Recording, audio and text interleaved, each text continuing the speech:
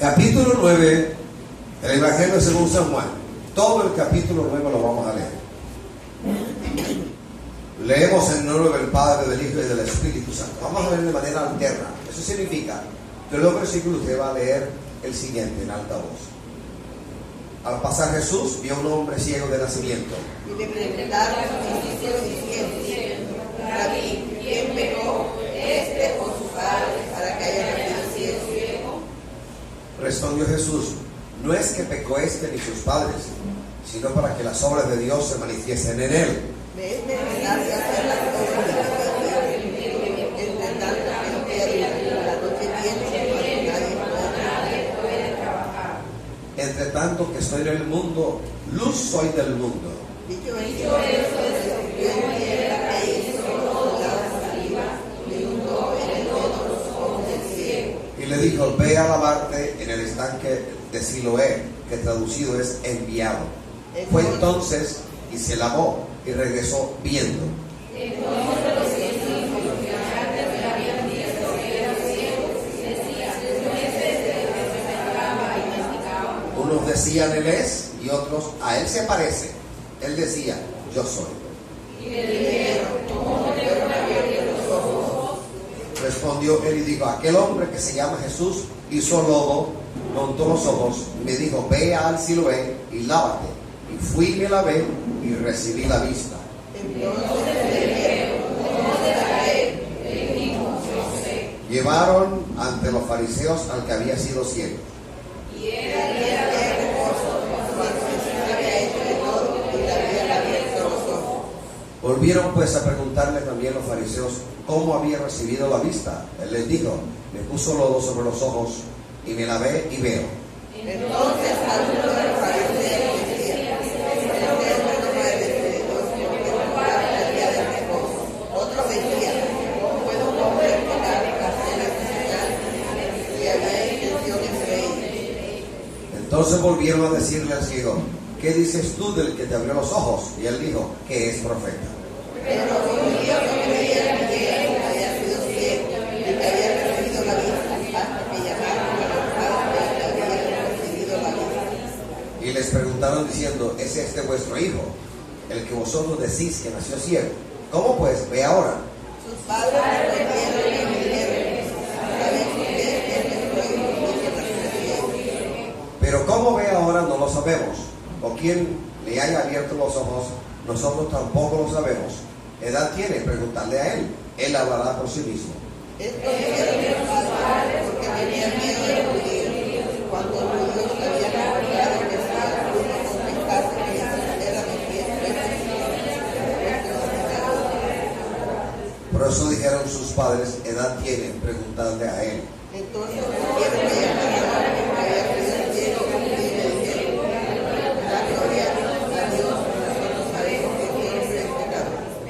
Entonces él respondió y dijo: si es pecador no lo sé, una cosa sé, que habiendo yo sido ciego ahora veo. Le volvieron a decir: ¿qué te hizo? ¿Cómo te abrió los ojos? Él les respondió: ya os lo he dicho y no habéis querido oír. ¿Por qué no queréis oír otra vez? ¿Queréis vosotros también haceros sus discípulos? Y le enviaron a él: tú eres discípulo, pero nosotros los discípulos de Moisés.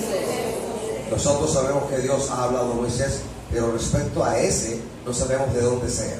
Respondió el hombre y le dijo: pues esto es maravilloso que vosotros no sepáis de dónde sea, y a mí me abrió los ojos. Y sabemos que Dios no oye a los pecadores, pero si alguno es temeroso de Dios y hace su voluntad, a ese oye. Desde el principio nos ha habido de Dios que si alguno abre los ojos a uno que nació ciego. Si este no viniera de Dios, nada podría hacer. Respondieron y le dijeron: acerca de todo el pecado que hizo a nosotros pude expulsar. Oyó Jesús que le habían expulsado y hallándole le dijo: ¿crees tú en el Hijo de Dios? Respondió él: ¿quién es mi Señor para que crea en él? Le dijo Jesús: pues le has visto y el que habla contigo, él es. Y él dijo: creo, Señor, y le adoro. Dijo Jesús: para juicio he venido yo a este mundo, para que los que no ven vean y los que ven sean cegados. Entonces algunos de los fariseos que estaban con él al oír esto dijeron: conmigo el 41. Jesús le respondió: si fuerais ciegos, no tendrías pecado. Mas ahora, porque decís, vemos, vuestro pecado permanece. Gracias, Señor. ¿Se puede sentar, mi hermanito? Esta es la palabra que en esta mañana vamos a predicar. La palabra que el Señor ha puesto en mi corazón compartir con la iglesia en esta escuela dominical. La historia está relacionada con la declaración de Jesús de Juan 8:12, en el capítulo anterior, Juan 8:12. Él dice ahí: yo soy la luz del mundo. Jesús da al mundo luz en un doble sentido, sanando la ceguera física y dando luz para que le conozcan. Y ambos son milagros.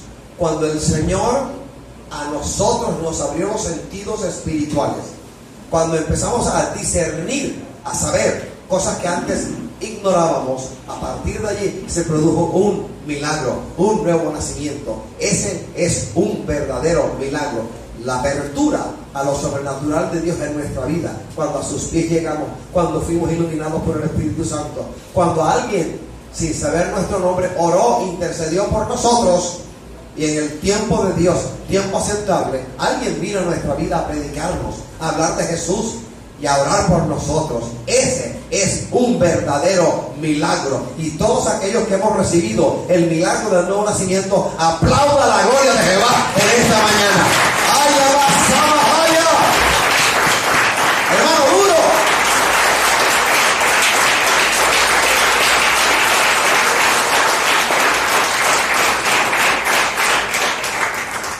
Tienes un milagro. ¿Cómo tú no vas a creer en milagros si tu vida es un milagro? Hace 35 años, ¿en qué andabas? ¿Qué pensabas? ¿Qué hacías? ¿Qué te dirigía? ¿Qué te guiaba? ¿Cuál era tu norte? ¿Cuál era tu mañana? ¿Cuál era tu futuro? ¿Cuáles eran tus dichos? ¿Qué decías? ¿En qué pensabas? Hace 40 o más años, ¿en qué andabas tú? Hace 20 años, ¿en qué andabas? Mejor dicho, ¿en qué no andabas? Y hoy vienes sacrificando tiempo y alabanza al Dios Todopoderoso para oír la palabra del Señor, para congregarte, para alabarle, para bendecirle. Definitivamente somos un milagro del Señor.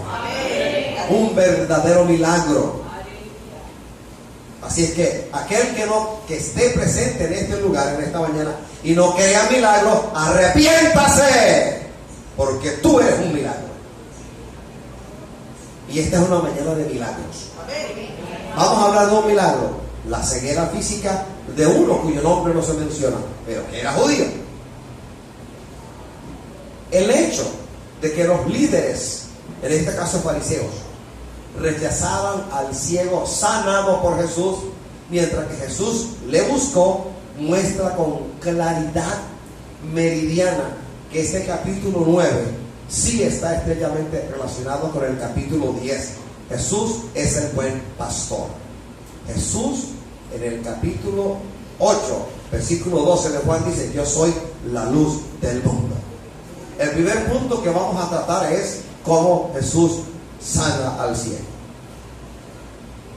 Lo miró con compasión. Sus discípulos tenían la raigambre judía de creer que todo el que nacía con un defecto físico era por el pecado de él o de ella o de los padres o de los abuelos. Ese dicho estaba bien arraigado en el corazón de los judíos, de los hebreos, hasta tal punto que estos discípulos de Jesús no se callaron y preguntaron con tanta autoridad, equivocadamente, si ese ciego de nacimiento era ciego de nacimiento por culpa de él o por el pecado de sus padres. En esa época así era. Había una estrechísima relación entre la enfermedad y el pecado. La Biblia enseña que Jesús no niega que puede existir una relación entre una cosa y la otra, es decir, entre el pecado y la ceguera, o entre el pecado y cualquier otro mal físico. Pero en este caso particular, Él lo niega y dice que esa ceguera no es por culpa del pecado de él, ni por culpa del pecado de sus padres, sino para que las obras de Dios se manifestaran en él. Es decir, fue preparado de esa manera, aposta, a propósito, intencionalmente, porque en él se iba a manifestar el poder de Dios. Recuerda a Lázaro, muertito de 4 días, ya es día, al decir de una de las hermanas de Lázaro. Y el Señor no llegó tarde, sino que llegó a propósito a esa aldea, a esa familia, para manifestarse como la resurrección y la vida. Y eso lo permitió para glorificarse, porque a la verdad, o ciertamente, Marta y María y Lázaro le habían conocido como el profeta, el que enseñaba con autoridad, pero no lo habían visto en la dimensión de la resurrección y la vida. Así que hay muchos males que te ocurren y me ocurren, en los cuales, como no tenemos conocimiento, deberíamos cerrar la boca y no hablar, no despotricar del Señor y ni preguntar ¿por qué? ¿Por qué? ¿Por qué? Sino más bien, ¿para qué? ¿Con qué propósito? ¿Qué me estás enseñando? ¿Qué me quieres decir? Porque Dios es bueno y para siempre su misericordia. A su nombre. Pues bien, en el versículo 4, tenga la Biblia abierta en el capítulo 9, no la cierre, tenga abierta. El versículo 4, ¿qué dice? Es necesario hacer las obras de que me envió. Entre tanto que el día dura, la noche viene cuando nadie puede trabajar. Significa aprovechar bien el tiempo antes de que sea demasiado tarde. Hay que aprovechar el tiempo de la gracia de Jesucristo que se nos ha dado. Lea el versículo 6. Ahora Jesús hace algo que no era necesario, porque él pudo haber hablado al cielo y decirle: recibe la vista. Él pudo haberle tocado, recibe la vista, pero a propósito, porque era día de reposo y la ley estipulaba que en el día de reposo no se podía trabajar, y había una recalcitrante, ultraconservadora casta de creyentes judíos llamados los fariseos, que eran más extremistas que cualquier otro. Y para ellos escupir en el piso, agacharse y hacer lodo con el polvo de la tierra y la saliva escupida era trabajar. Era por lo tanto violación del día de reposo. Jesús es el creador del día de reposo.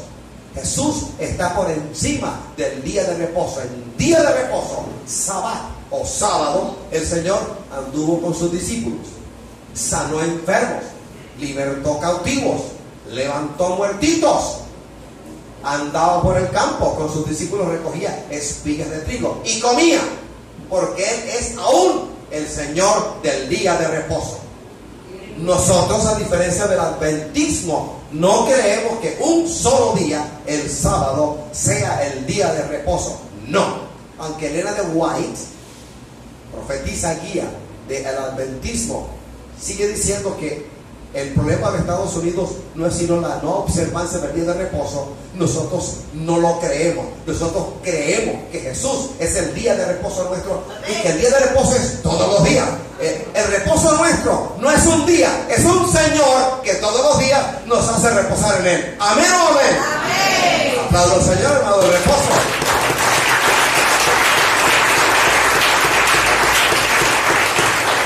Gracias, Señor. Así que lo que Jesús hizo fue a propósito.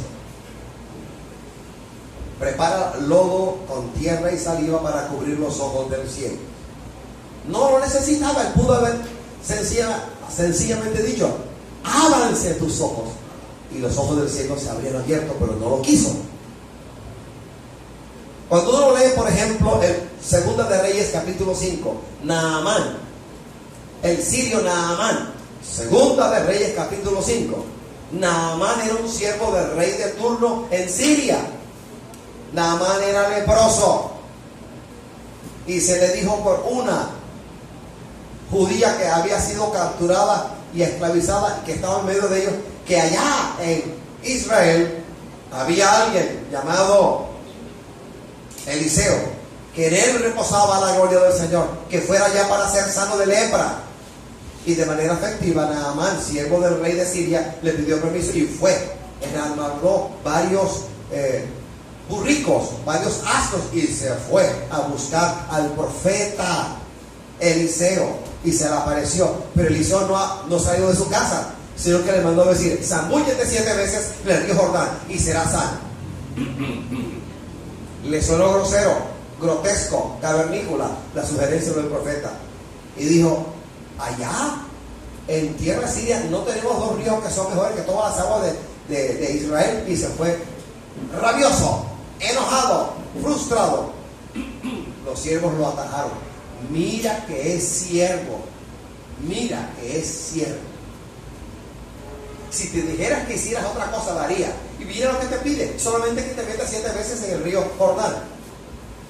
Volvió en sí de su locura, de su frustración, y se zambulló 7 veces. Y el capítulo 5 de Segundo de Reyes narra que después de la 7ª zambullida, cuando salió del río Jordán, la piel era como la piel de un niño sano. Pero no fue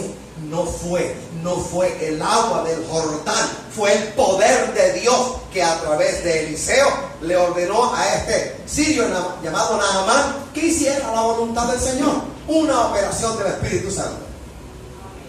El capítulo 12 de Primera de Corintios habla de dones carismáticos, habla del poder de Dios, pero también menciona operaciones del Espíritu Santo. ¿Qué es una operación del Espíritu Santo? Un movimiento que el Espíritu Santo hace por el prurito de su voluntad a favor de nosotros, y que en la vida real los movimientos no los entendemos. ¿Cómo vamos a entender que en una vigilia el Espíritu Santo me diga a mí: toma un periódico y hazlo como si fuera un bate de béisbol y ve a los rincones y azota y reprende? Una operación del Espíritu Santo, porque Él no pudo haber ido de otra manera. Que el Señor le diga a alguien: cierra los ojos, que te voy a utilizar. Y ella, sin darse cuenta, empieza a lanzar como si tuviese una trompeta en la boca, que no tiene ninguna trompeta. Y haciendo esto, el Espíritu Santo empieza a libertar. Operaciones del Espíritu Santo. El hombre no hace eso, lo hace el Espíritu Santo, y se denomina operación del Espíritu Santo. Así que las 7 zambullidas de Naamán el sirio en el agua del río Jordán fueron una operación del Espíritu Santo, entre otras cosas para bajarlo de esa soberbia con la cual vino ante el siervo Eliseo. El Señor no se quedó atrás. Después de untar lodo hecho así como lo hemos descrito en los ojos del ciego, le dijo: ve al estanque de Siloé, que significa enviado. Ahora bien, ¿por qué lo mandó al Siloé si ahí mismo pudo haberlo sanado? A propósito, el Señor nunca da puntada sin dedal. Cuando usted ve que el Señor está operando en usted de una manera muy particular, no estando usted en pecado, pregúntate: Señor, ¿qué estás haciendo? Porque sí está haciendo algo. No es que no esté trabajando, es que está trabajando, pero no a tu capricho, no según tu medida, no según tu expectativa, sino según su voluntad. ¡A su nombre! Pero yo exijo un aplauso para el Señor Jesucristo. ¡Aleluya! Gracias, Señor.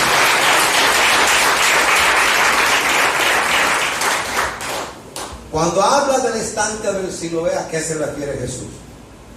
Probablemente se refiere al hecho de que las aguas fueron enviadas y conducidas desde una fuente en Gijón por un túnel construido por el rey Ezequías hasta el estanque.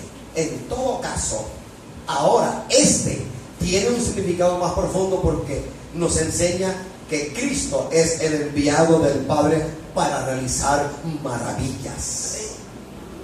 Ahora bien, por un lado vemos a Jesús enfrentando al ciego, encontrándose con el ciego, pero por otro lado también vamos al ciego lleno de fe, porque la fe del ciego trajo como fruto, como resultado, su sanidad. Porque donde no hay fe, no hay milagros, no hay portentos, no hay maravilla. Jesús, hablando de el lugar donde Él se crió, Nazaret, en Galilea, ¿qué dijo de ese pueblo, de esa comunidad? Que Él no pudo hacer muchos milagros allá por la incredulidad de esa comunidad. Donde hay incredulidad, no hay milagro, pero donde hay fe, sí hay milagro. ¿Tiene usted fe para recibir un milagro hoy? ¿Tiene fe para recibir un milagro? ¿Tiene fe? Bueno, levanta las manos y llama a lo que eras como si fuera y empieza a darle gracias al Señor por el milagro desde ahora. Antes de orar, antes de verlo, dale gracias al Señor por el milagro. Levanta las manos y dile gracias, Señor. Por fe ando, no por vista. No tengo que ver para creer que tú estás obrando un milagro en mi vida. Y ahora dale un aplauso a la bendita gloria de Jehová. No tengas temor. ¿Por qué tienes temor? ¿Por qué el temor? ¿Por qué tienes miedo de creer en el Señor? De confiar en el Señor. El hombre sí te decepciona. El hombre te defrauda. Cristo te defrauda a ti. No, Señor. Y vuelvo a preguntar. El que tiene fe y cree en milagros, porque de hecho tú eres un milagro, levanta la mano. Ahora levanta la mano y bátela delante del Señor. Padre, te doy gracias por los milagros. Uno no, varios milagros estás realizando en mi vida hoy, en mi familia hoy, en mi cuerpo hoy, en mi iglesia hoy. Y te doy gracias anticipadamente. Gracias, Señor. Gracias, Dios. La fe de este ciego, cuyo nombre no se da en la Escritura, da como fruto la sanidad. Ahora, punto número 2 del mensaje. ¿Cuáles fueron las reacciones ante este milagro? Nació ciego, niño ciego, adolescente ciego, y ya era un adulto ciego que mendigaba y pedía. Y siendo adulto ciego, el Señor lo sana. Reacciones, hay varias reacciones. La de los vecinos, versículos del 8 al 12 del capítulo 9, que usted tiene abierto en su Biblia. ¿Cuál fue la reacción de los fariseos? Del versículo 3 al 17 y del 24 al 34. También, ¿cuál fue la reacción de los padres del ciego sanado? Se encuentra en el versículo 18 hasta el 23. Voy a repetir eso. Reacciones de los testigos ante el milagro. Los vecinos, versículo 8 hasta el 12. Los fariseos, versículo 13 hasta el 17 y versículo 24 hasta el 34. Reacción de los padres del sano, del 18 hasta el 23. Alabado sea el Señor. Ahora bien, hermano, eche un vistazo al versículo 14 y dígame qué dice. Versículo 14. Estábamos en el capítulo 9 de Juan. El versículo 14, ¿qué dice?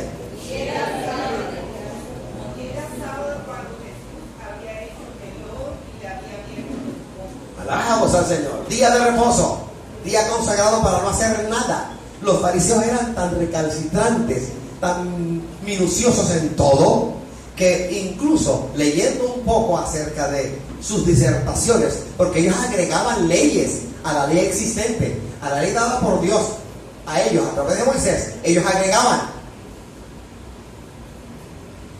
y disertaban y decían, por ejemplo, un día de reposo, un hombre está debajo de un árbol de manzana, bajo un manzano, y el manzano y la manzana cae libremente, ¡pras! Y el hombre está allá debajo. ¿Es o no lícito tomar la manzana y comerla? ¿Implica trabajo o no? Es un ejemplo de los recalcitrantes, los minuciosos, los quisquillosos que eran los fariseos. Día de reposo a propósito, lo hizo el Señor. Una de las cosas prohibidas en el día de reposo o sabbat era la realización de cualquier trabajo. Lo prohibía la ley. Así que para ellos el escupir en tierra, tomar la saliva escupida y hacer lodo con el polvo de la tierra era trabajo. Por lo tanto era violación del sabbat. Ahora bien, el carácter del encuentro de los fariseos con el ciego, era toda una investigación legal. Se tomaron el tiempo, caminaron de aquí para allá, averiguaron, recogieron pruebas porque querían saber los pormenores de lo que había pasado, hasta dudar de que él hubiese sido ciego. toda una investigación meticulosa para saber qué pasa con ellos. En 2 etapas se dio la investigación. En el versículo 13 hasta el versículo 17, la primera etapa de la investigación. Del versículo 24 al versículo 24, la segunda etapa de la investigación de los fariseos. Sencillamente, ¿por qué no aceptaron el milagro del Señor? No, porque eran enemigos de Dios, enemigos de las cosas de Dios. Cuando alguien no gusta de ti, no importa cuán lindo sea lo que digas, te lo rechazan. No importa cuán justo seas tú, te rechazan. No importa cuán bueno sea lo que hagas, lo rechazan. Sencillamente porque no gustan de ti.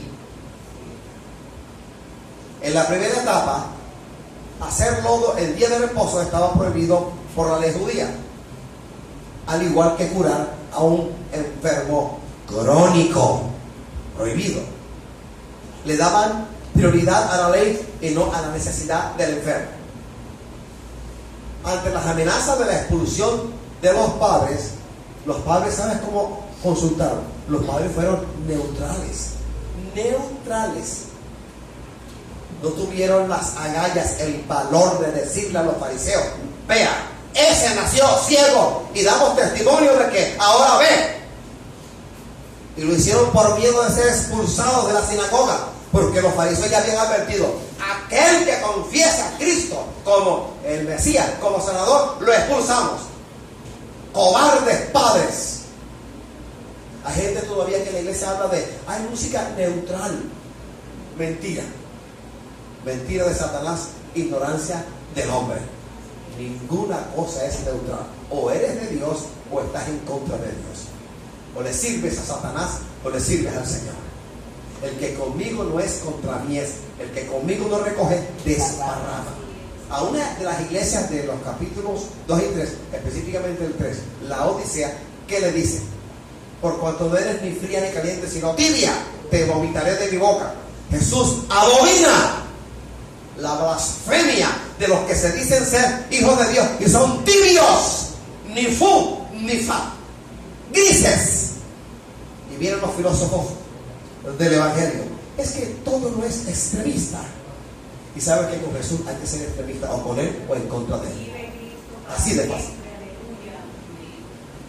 No, es que yo tengo unos familiares y me toca de una manera plegarme a ellos, porque como ellos todavía no están en los caminos del Señor. Mentirosita, mentirosito. Dígale que usted es cristiana evangélica. ¿Qué tienes? Que te expulsen y que te saquen del legado que el papá está a punto de dejar, de la herencia. Es que esta es música neutral. No, la música es inspirada por espíritus de demonio o por santos ángeles de Dios. El Espíritu Santo tocando al hombre y a la mujer, inspirando canciones. O cantamos canciones del Señor o cantamos canciones del mundo, pero no hay nada neutral. No hay vacaciones cristiana evangélica. O estamos arriba o estamos en la mitad. No podemos estar, porque Dios te abomina, te echa fuera de él. No te quieras. ¿Cómo? Hablo como hombre. Yo soltero nuevamente. Y la futura esposa diciéndome: Wilfrido, de verdad que yo no sé, que no estoy segura.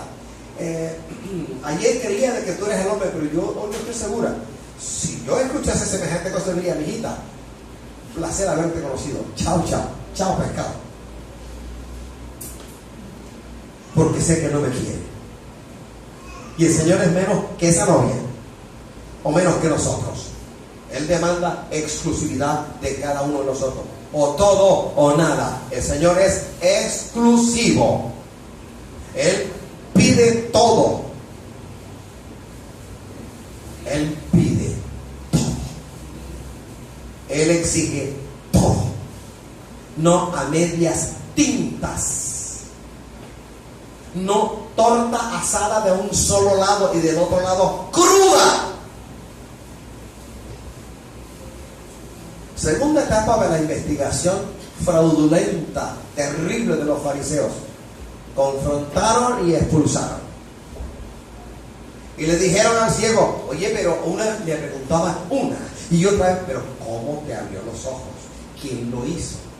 ¿Y cómo te abrió los ojos? ¿Cómo lo hizo?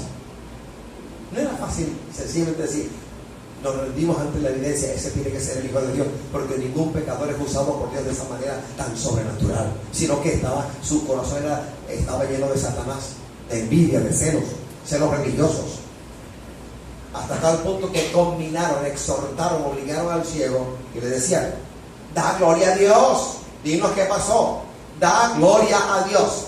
Y la expresión da gloria a Dios es típica expresión hebrea. Dar gloria a Dios significa confesar la verdad. Vamos a buscar Josué 7:19. Josué 7:19. Gracias, Señor.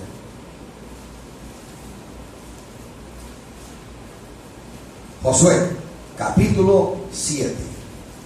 Gracias, Señor.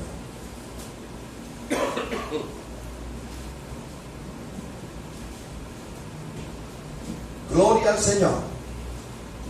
7:19 dice: entonces Josué dijo a Acán: hijo mío, da gloria a Jehová, el Dios de Israel, y dale alabanza, y declárame ahora lo que has hecho, no me lo encubras. Así que la expresión dar gloria a Dios entre los judíos significaba, y la verdad, confiesa. Y como buenos judíos, los fariseos dijeron: oye, ciego, recalcitrante, loco, da gloria a Dios, confiesa la verdad. Padre mío. Vamos a ver el capítulo 9, del versículo 35 hasta el 41. El tercer punto. Un ex ciego que adora a Jesús. Un agradecido que adora a quien le sanó.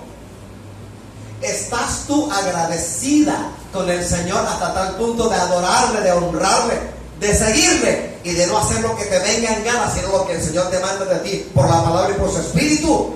Porque si nosotros hemos recibido un milagro del Señor, usted confesó, dijo, aclaró que eras una nueva criatura, y todo aquel que es nueva criatura, eso es un milagro, el milagro del nuevo nacimiento. Éramos ciegos espirituales, no entendíamos, siendo no ciegos, estábamos cegados por el pecado. Es aquí que ahora vemos con claridad.